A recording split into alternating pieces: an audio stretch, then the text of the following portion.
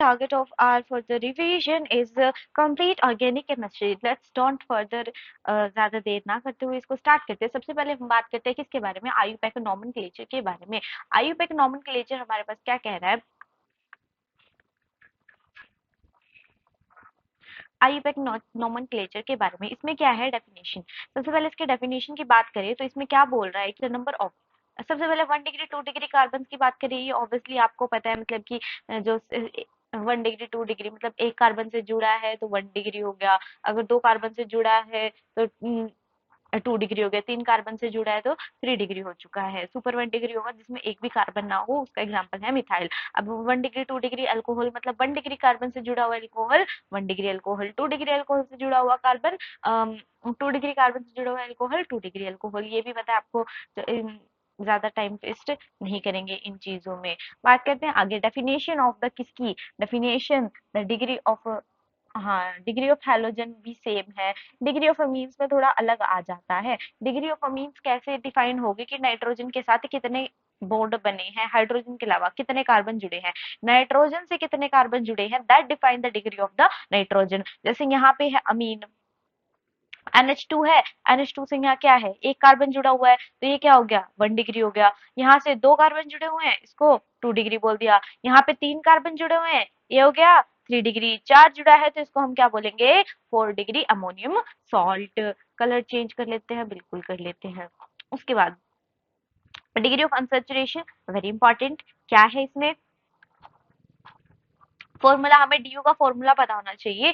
और हमें पता होना चाहिए कि स्ट्रक्चर दिया हो तो कि एक रिंग का 1 डीयू होता है, एक पाई बॉन्ड का 1 डीयू होता है। और वो पाई बॉन्ड कहीं भी हो सकता है, वो फंक्शनल ग्रुप के अंदर प्रेजेंट हो सकता है, वो कार्बन के बीच में प्रेजेंट हो सकता है, वो किसी भी हो सकता है, चाहे वो कीटोन का ही क्यों ना हो, क्या चाहे वो सी ट्रिपल बॉन्ड एन है ना, इसके अंदर दो पाई बॉन्ड आ जाएंगे। दो पाई बॉन्ड आए तो इसका डीयू कितना है, इसका डीयू कितना है, हाँ, दो पाई बॉन्ड तो दो इसका डीयू है। अगर हमें दिया हुआ है मॉलिक्यूलर फॉर्मूला, मॉलिक्यूलर फॉर्मूला से हमें क्या फाइंड करना है, डीयू फाइंड करना है, तो उसके लिए भी हमारे पास एक फॉर्मूला होगा, जैसे कि DU is equal to C+1। इसमें से क्या माइनस कर देंगे, H, प्लस में क्या कर देंगे X, माइनस क्या कर देंगे N कर देंगे, और डिवाइड कर देंगे किससे, 2 से।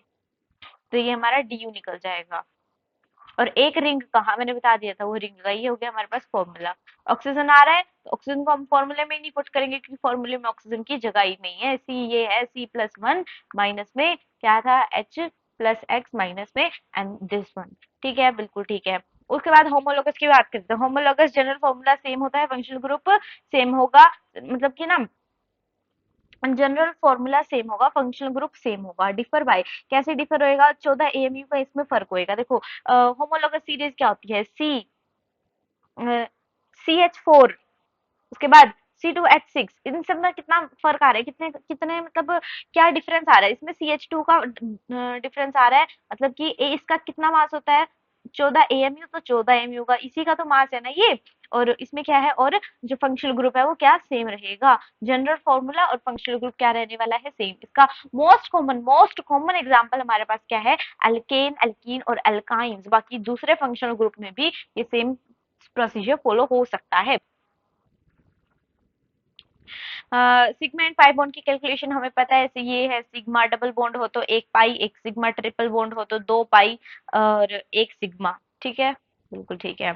उसके बाद चलो हाइब्रिडाइजेशन ऑफ द कार्बन की बात करें। हाइब्रिडाइजेशन ऑफ कार्बन, अगर दो सिग्मा बॉन्ड प्रेजेंट है तो sp, तीन सिग्मा बॉन्ड प्रेजेंट है तो sp2, चार सिग्मा बॉन्ड है तो sp3 प्रेजेंट होगा हमारे पास। उसके बाद आयुपैक नेमिंग, प्रायोरिटी ग्रुप देख लो, वो तो सब आपको पता है। प्रायोरिटी ग्रुप देखो तो प्राइमरी फंक्शनल ग्रुप की ज्यादा होगी, फिर मल्टीपल बॉन्ड की होगी। देखो पहले, सबसे पहले फंक्शनल ग्रुप देखेंगे, अगर वो है तो फंक्शनल ग्रुप से शुरू करेंगे, अगर नहीं है तो मल्टीपल ग्रुप देखेंगे। मल्टीपल ग्रुप भी नहीं है, मतलब मल्टीपल बॉन्ड नहीं है, तो हम कार्बन चेक करेंगे। अगर कार्बन भी नंबर ऑफ कार्बन एटम, अगर ये भी सेम है तो हम क्या बोलेंगे, जिसके मैक्सिमम नंबर ऑफ सब्स्टिट्यूएंट होंगे। और क्या, फिर लोकेस्ट रूल, लोएस्ट लोकेंट रूल, मतलब किसको कम नंबर प्रोवाइड करना है। फिर अल्फाबेटिकल ऑर्डर देखेंगे लास्ट में, नंबर ऑफ कार्बन एटम्स। ठीक है,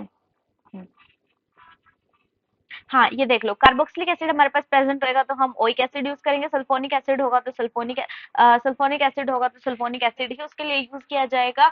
एनहाइड्राइड होगा तो ओइक एनहाइड्राइड यूज होगा, एस्टर है तो ओएट यूज होएगा, एसिड क्लोराइड है तो ऑयल क्लोराइड यूज होएगा, एसिडामाइड है तो एमाइड यूज होएगा।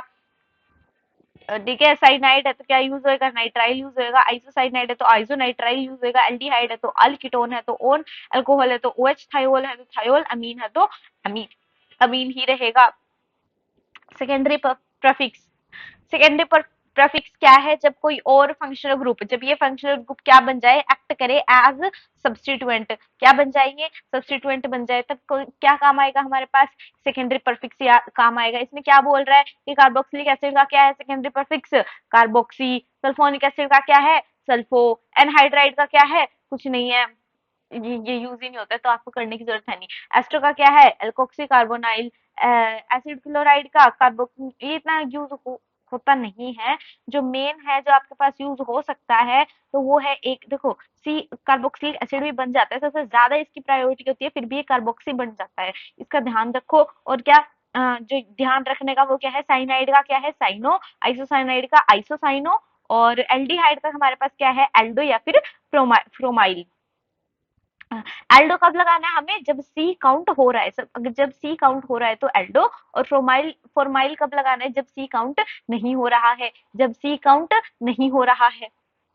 ओके, बिल्कुल। कीटोन का कीटो या ऑक्सो हम लगा सकते हैं। अल्कोहल के लिए हमारे पास यूज होगा क्या, हाइड्रोक्सी।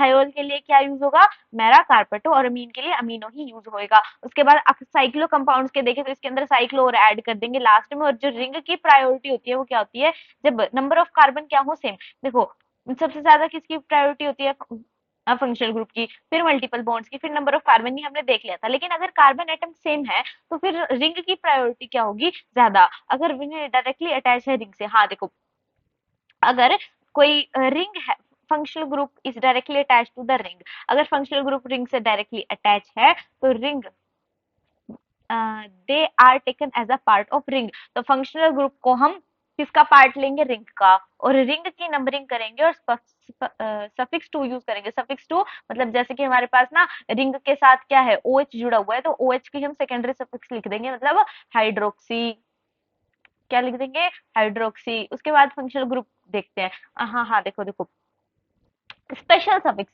नहीं नहीं नहीं, सॉरी, देखो स्पेशल सफिक्स का क्या होता है ना, स्पेशल सफिक्स मतलब कि जब स्पेशल सफिक्स, अगर ये वाला नहीं आएगा, सॉरी, हाइड्रोक्सी नहीं आएगा यहाँ पे, ठीक है।